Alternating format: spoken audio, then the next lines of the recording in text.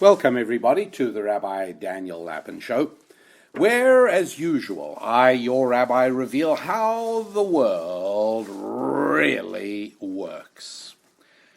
And it is odd, I think, that we're living in a time, perhaps the first time in 2,000 years, but it is certainly the first time in all of American history that people who regard themselves as educated and sophisticated, people who are looked up to as the idea makers and the thought generators of society, the pundits, the talking heads, all of these people are utterly and abysmally ignorant of the most mysterious and majestic volume in all of human history, the Bible. There is no book at all that has had more editions published. There has never been a book that had more copies published.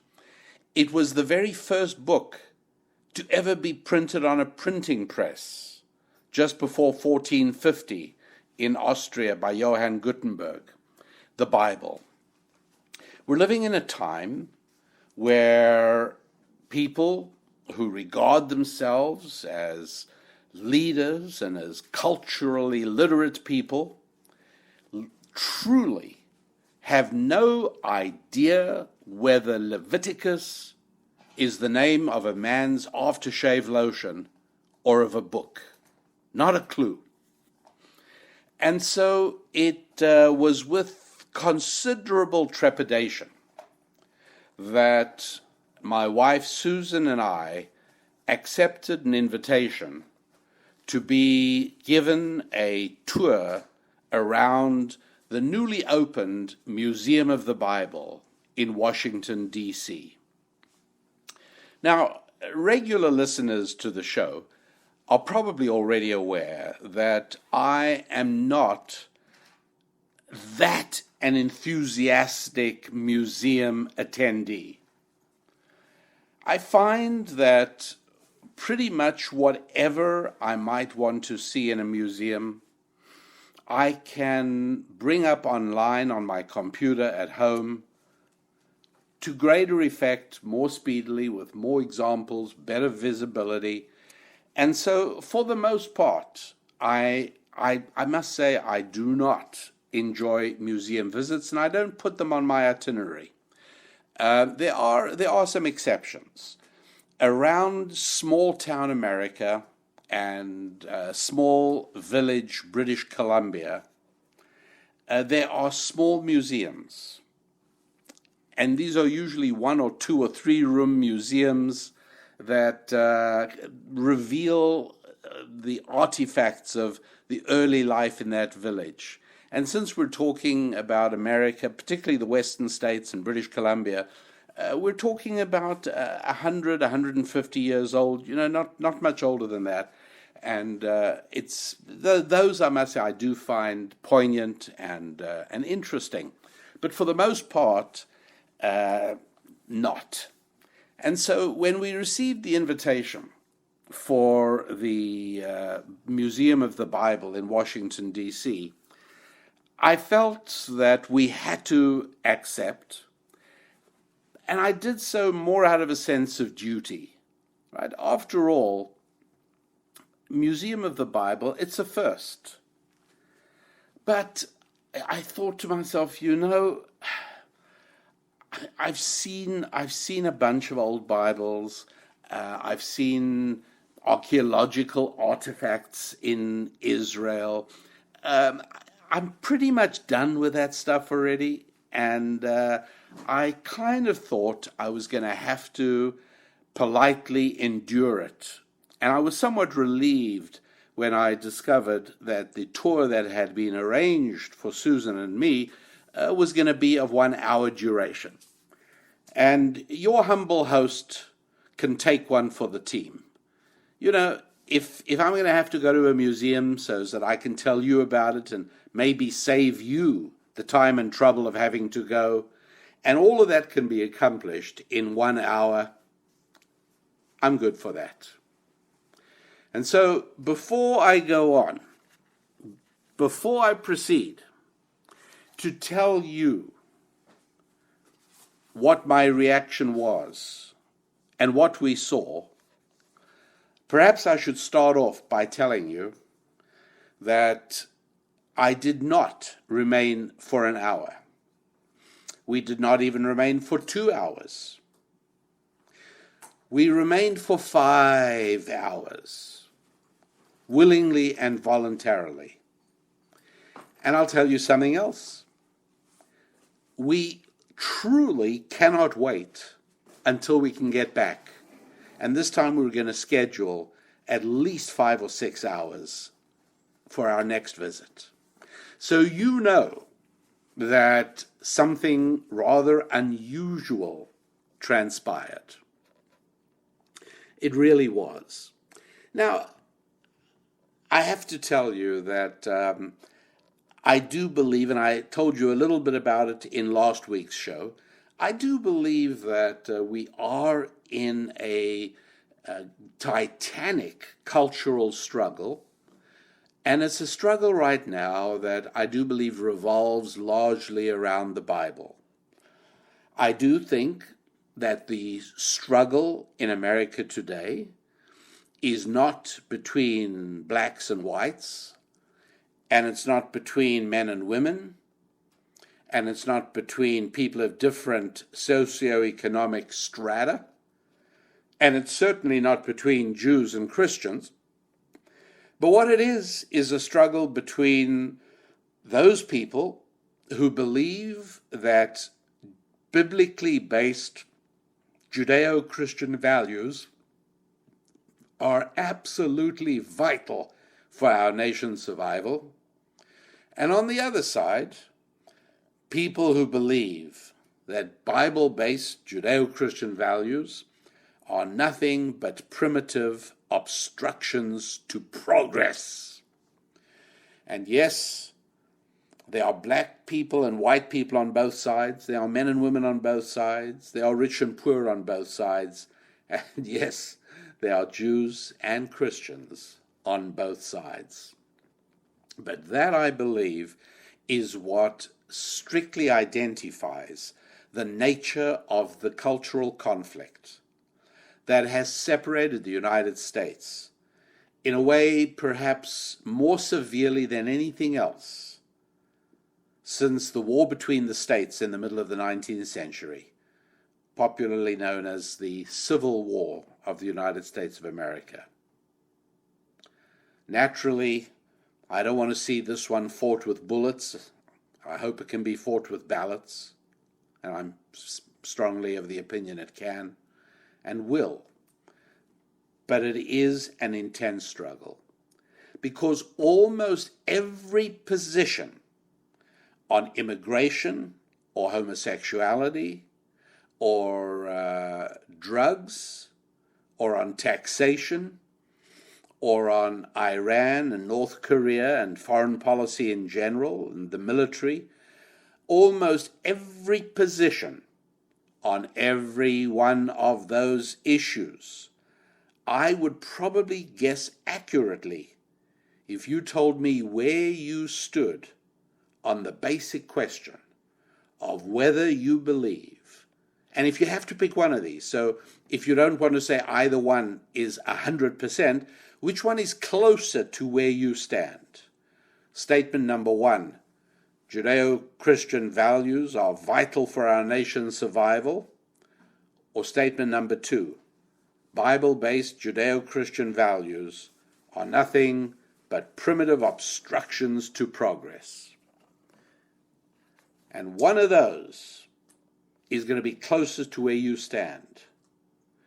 And the more closely you adhere to one of those two statements, the more accurately can your positions on almost every political issue be predicted. And that's why I say that this is actually the core of the cultural conflict that has created the tensions and the fault lines in our country that came to the fore so visibly on Tuesday, November the 8th, 2016.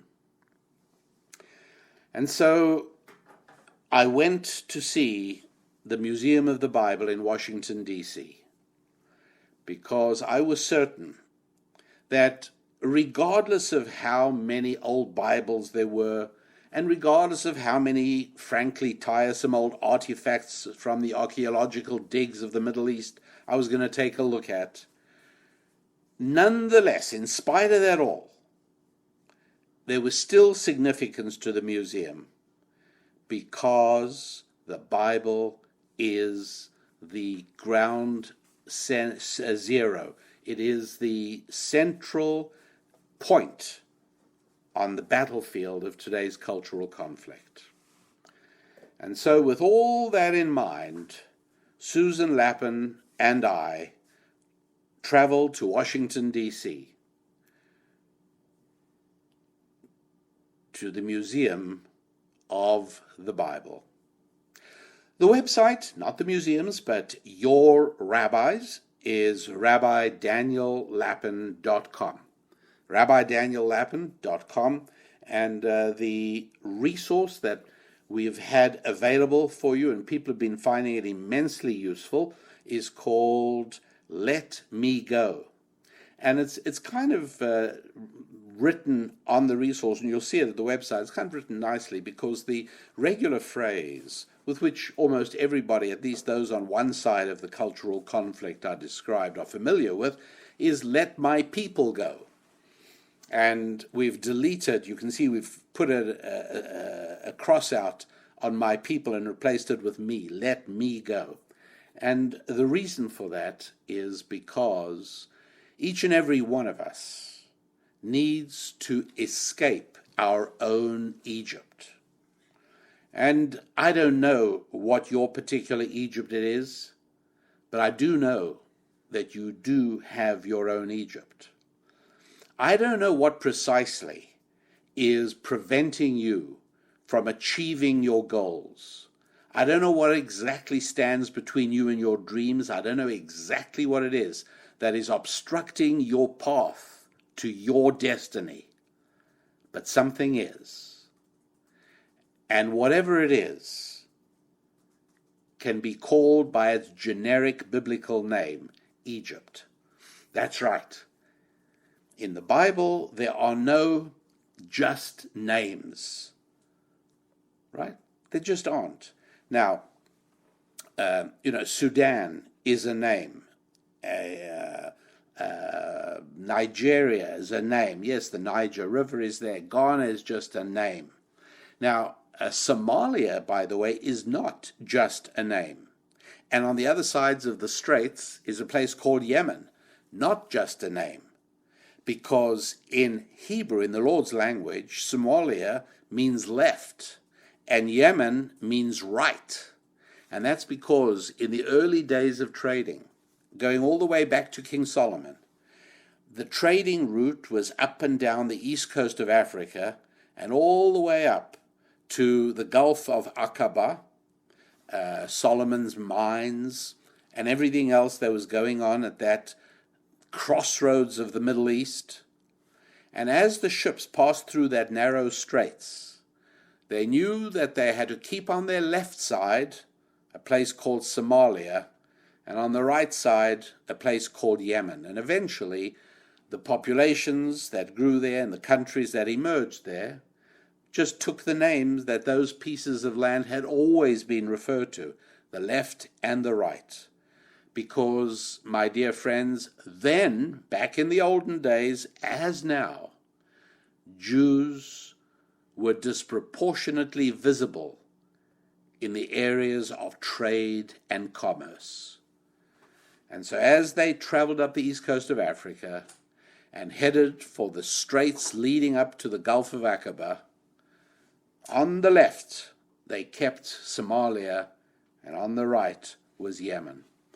Egypt, in Hebrew is Mitzrayim, and it specifically means some malign and often sinister force that obstructs you from reaching your dream.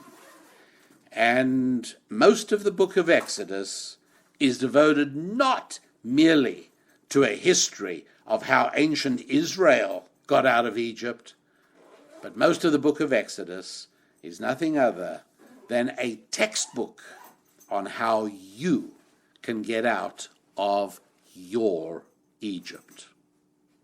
It's called Let Me Go, and it's an audio program, very concentrated and intense, and very life-changing. And so take a look at that at rabbidaniellapin.com, and look out for Let Me Go, and get yourselves a copy. It also makes a wonderful gift. I should also tell you that it is available by instant electronic digital download, so you could actually start transforming your life tonight. Listen to it as you lie in bed, and you will find absolutely transformational information seeping into your soul. Quick break, and your Rabbi, I'll be right back. Hello, my dear friends, and welcome back to the Rabbi Daniel Lapin Show.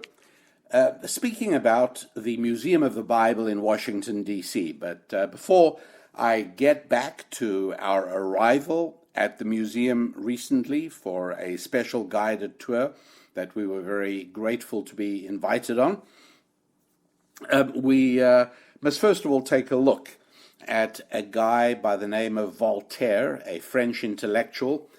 He died in 1778, and about 2 years before he died, just about the same time as the American War of Independence was underway, Voltaire made a notorious statement. He said, within 100 years of today, the Bible will be extinct and out of print, and it will be of interest only to curiosity seekers investigating ancient works. And when I speak about this in live audiences, I generally ask the audiences, how many of you possess a Bible at home? And typically throughout America, and by the way, this is true of whether I'm speaking at a church or a synagogue, or when I'm speaking for business organizations. In both cases, large numbers of people in the United States of America acknowledge having a Bible at home. Naturally, I always ask, how many of you have a set of the writings of Voltaire? And invariably, nobody does. It just makes the point. But it doesn't make the point nearly as eloquently as the fact that in one of the great ironies of history, Voltaire's home, after he died, was sold to the Geneva Bible Society, from which huge numbers of Bibles were shipped year after year after year to the furthest corners of the earth. And by the way, just for the sake of accuracy, just so people know, Voltaire's French home is actually run by the French Ministry of Culture. But he lived for a period of time in Geneva, in Switzerland, and it is his Swiss home that was purchased by the Geneva Bible Society. I just make that clear because every now and then I run into people who say, oh, that's not really true. His home isn't owned. Yes, it is owned by the Geneva Bible Society. It was bought by them. The French home, however, was taken over by the French government. At any rate, the Bible, difficult to ignore its role, both in the emergence of virtually every European country, the emergence of what we think of as Western civilization, and the emergence of the United States of America. Very hard to understand any of these countries and any of these cultures and any of these civilizations without knowing something about the Bible, which made it very interesting for me. And I'll tell you why. Back in about, and I'm sorry, I could have looked this up, but I forgot to do so. It was back in the early 90s. A journalist for the Washington Post, you won't be shocked and horrified to hear, wrote an article headlined, "Christians are poor, ignorant, and easy to command." And I wrote a very strong and effective, if I may say so myself, denunciation of that article, which the Washington Post actually did publish. And I was talking, first of all, I debunked that on average, the average education of Christians, of committed and active Christians in the United States, is higher than the general population. The net worth of Christians is higher than the general population. And as far as easy to command goes, the docility of the general population to what the government indoctrinates into the impressionable young minds of their children, well, nothing could be more reflective of being easier to command. But I've never forgotten that that attitude is widespread among the intellectuals in American society who see themselves as elite, as better than everyone else, smarter than everyone else. And part of that is a disdain and a contempt for religious Christians, and Jews for that matter, looking down their nose at the Bible and thinking themselves most awfully clever whenever they come up with some misunderstood and out of context biblical quote that allows them to mock and ridicule the Bible, which is, I have to think, one of the most popular forms of entertainment in American cultural life. I've said before that that they are most meticulously careful not to mock Islam. Oh no. The creators of many movies, producers and directors, have been asked, why in movies cataclysmic movies, do you show the destruction of Jerusalem and the destruction of the Vatican? And they said, why not show the destruction of the Kaaba in Mecca? And they said, they're scared, that's why. So, ladies and gentlemen, the reason that our entertainment elite do not mock Islam is because they're cowards.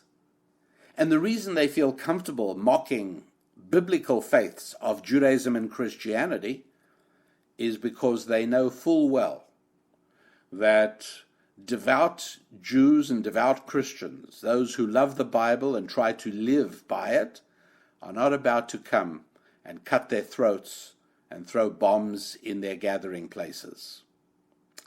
So I'm very accustomed to the ease with which our cultural elite choose to mock and ridicule the Bible. And so I was a little bit nervous and a little bit anxious. I was worried that perhaps this museum would lend itself, inadvertently, with the very best of intentions, to giving those on the left yet one more comfortable and convenient target for their silly humor and infantile attacks. That worried me. I am concerned, and not to suggest in any way that we should regulate our conduct on the basis of what secularists might say or think. I'm not suggesting that what we build or what we teach or what we speak of ought to be restricted for fear of giving cause to the secular socialists of society to mock and ridicule the things we say and the things we do and the things we build. But at the same time, I am a little nervous whenever I become aware of a new target, a potential target. And even though I am extremely sympathetic to many of the various museums around the country, whether they have to do with creationism or whether they have to do with Noah's Ark or anything else, and God bless them. I mean, people have done nice jobs. They put a lot of energy and work into these things, and they do some good. They definitely do. But I also fear that they provide a ready and easy target. And so it was with all these thoughts churning through our minds that Susan Lapin and I stepped into the museum. Now, we, having been invited on the special tour, we didn't walk through the front gate, through the front door on 4th, like everybody else. We walked through a nondescript private entrance on the side on D Street. And we were met by officials of the museum, and we walked in. Well, my reaction, and when I say mine, it was Susan Lapin's also, our reaction is what I will start off with just as soon as we begin the next segment. But first of all, a reminder, if you don't mind, the website, rabbidaniellapin.com. And surely you know somebody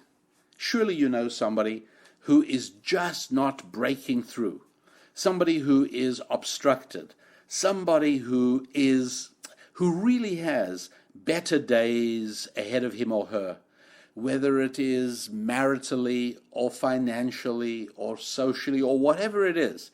But surely you know somebody who obviously has better days ahead, but simply cannot destroy the barrier that separates them from the path to their destiny.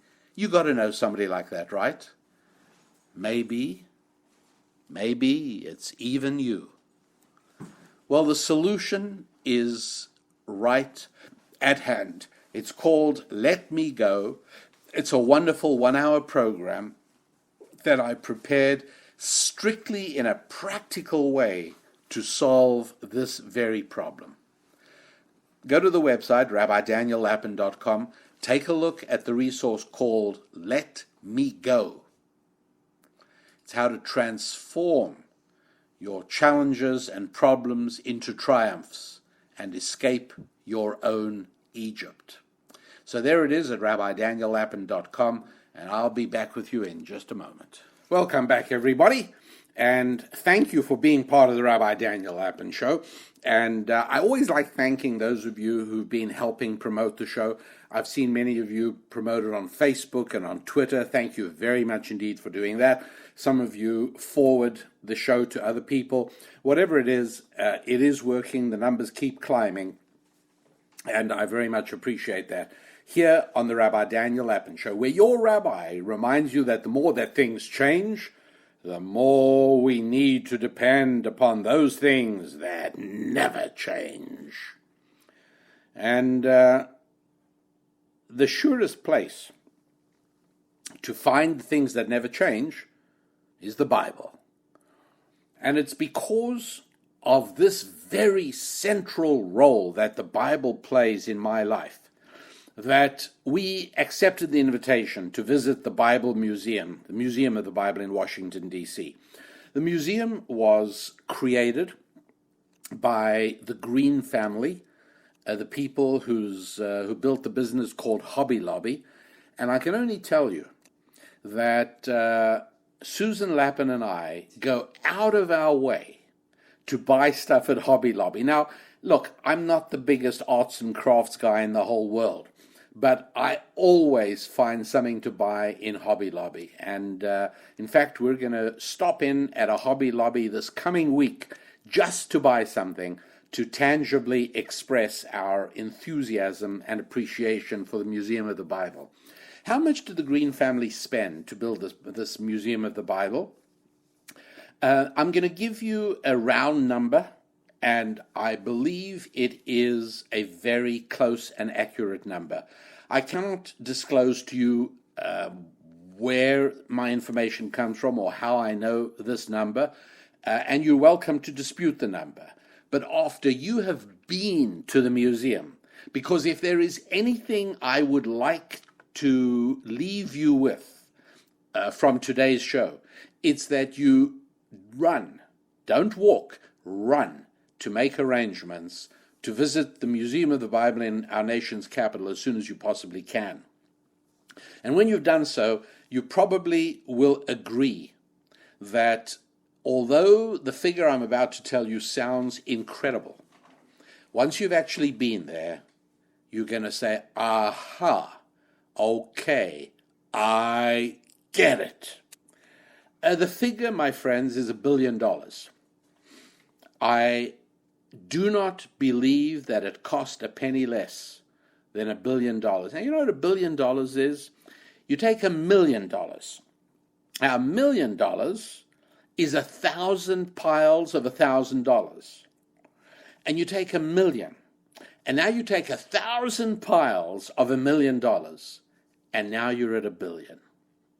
That is, without question, in my mind, the minimum that this enterprise absorbed. And what a job it is. You see, I told you earlier on that I squirm inside me with unease whenever I see a noticeably religious Jew or Christian doing something silly or saying something foolish, and heaven knows we're all human, we can all do that. And if it's somebody doing it or saying it in the public eye, and it's somebody who's known to be a God-fearing and Bible-believing Christian or Jew, I will tell you, I squirm with embarrassment because I don't like giving the other side any ammunition whatsoever. Yeah, I do think it's a war. When I'm in polite company, I call it a cultural conflict. But it will decide the future of the United States of America. Of that I have no doubt. And through that, indirectly, the future of Western civilization. And with the Bible being so central, I obviously was concerned that the Museum of the Bible might perhaps provide another convenient target for the late-night comedy shows and for the left-wing politicians and for the cable pundits and thought generators, all of those out there to take cheap cracks at the Museum of the Bible. My friends, that is not going to happen. Not under any circumstances, at any time, in any place. That isn't going to happen. It is totally beyond ridicule. It is awe-inspiring. It is magnificent. My friends, it is more modern, more high-tech, more breathtaking than the Air and Space Museum at the Smithsonian. I can't give it a higher accolade than that. Let me try and give you just a little bit of a picture. But whatever I tell you, please know, is hopelessly inadequate as a mere fraction of what it is that you will encounter there and the enormous uplift with which you will come away. The entry is bracketed by two huge bronze doors that are exact copies, enlarged, right, a huge number of times, of the plates, the original plates that printed the very first Gutenberg Bible, the first book ever printed on a movable type printing press. And so, I mean, they're awesome. You walk between these two giant tablets, and you get a bit of a sense of what's going on. Many of the things you're going to see there are subtle. For instance, when you walk into the museum, and you're immediately assailed by an extravaganza of light and color and movement. But on a more subtle level, as you move your way into the museum, you almost don't notice it. It's so subtle but so powerful. The light around you gets brighter and whiter. It really does. So to just give you one example of how this illusion, and it's not an illusion, but how it's carried out, is that as you walk in, the floor tiling is black and white, but just a little bit more black than white. And as you move your way down the hallway into the heart of the museum, you're finding that there's more white than black, and the light intensifies, and you realize that you are being exposed to an enlightenment, literally.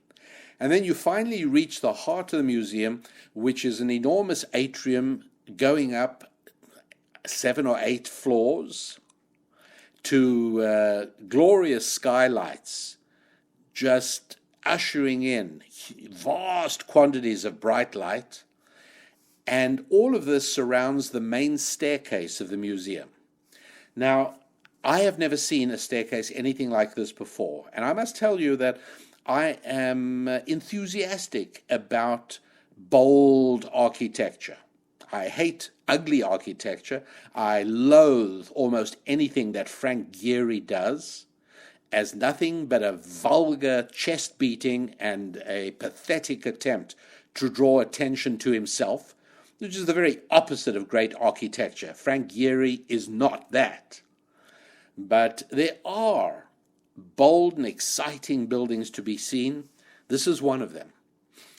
What's striking about this staircase, and it's beautiful, it's bright, it's broad, it invites not only the eye, but it even invites the foot. You don't want to take the elevator, you want to go up the stairs. And this whole staircase, 7 stories, I think, of it, totally suspended from the top. You don't even see it. It's like gossamer. When have you ever been on a staircase that doesn't rest on the ground or against walls or on poles and supports? This one just hangs in magnificent and majestic suspension. That is probably the least amazing and exciting thing about the museum, my friends. You are going to spend much more time there than you planned, just as I did. I will tell you that, and I repeat it, nobody is about to mock this museum. If anything, it is going to have a powerful impact on everybody who comes, regardless of the mindset with which they walk through those doors. It is an absolutely splendid museum. It is an extraordinary experience. There is so much to see, so much to learn. There is so much high-tech presentation that it's not tiring in the way most museums tire me out. This one is exhilarating. If I sound boundlessly enthusiastic about the museum, it's because I am. And I know that it is the fashion that any review must be nuanced. I have to give you the bad as well as the good and provide a balanced view of the museum. Well, I thought about that, and I thought, well, it would be probably good if I could say to one thing, well, it would be nice if they fix this or get this right next time. I couldn't think of such a thing. I'm sure there is, but I didn't see it. And I came with a critical eye because I do not generally enjoy museums. I enjoyed this one, and I can't wait to get back. So Steve Green, thanks to you. Thank you to your family. No government money in this, my friends. This is all private money. The Green family and many of their friends and many other enthusiasts joined in to make the Museum of the Bible. And here we are, other than Israel, the only other country in the world with a Museum of the Bible right at the heart of the nation's capital. I just love it. My friends, visit the website, not the Museum of the Bibles, but mine, rabbidaniellapin.com. I've told you about the resource that can be life-changing for somebody who is just not breaking through the barriers. Well, I'm recording this early in the new year, the beginning of January. It's the first January show. And as a result, I think to myself, it's a great time. It is a time of resolutions. It is a time for people to take stock and say, here's what I want to achieve this year. And if you've got bad habits that are restraining you and restricting you and confining you, this is the solution. Or it can be a solution, I should say. There are some people who are not going to pay attention. But it's called Let Me Go. And you will find that at rabbidaniellapin.com. You can even download the program right now. You've got it. And you know what? We don't mind if you lend it to somebody else. Okay, we don't have it protected with all kinds of digital systems to make sure that only one person can listen to it. No, it's life-changing, and that means it changes hearts. It means it can change a culture, and we want you to hear it. It's called Let Me Go, and you'll see it at rabbidaniellapin.com. Which brings us to as far as we're going to go for this week's show. So thanks so much for being here. Thanks for being part of the show. Make sure you drop us a line. Let's hear how you feel about it. You can do that at Facebook or Twitter, and you can, of course, do it at rabbidaniellapin.com as well. So until next week, my friends, I wish you a week of good health and prosperity. I'm Rabbi Daniel Lapin. God bless.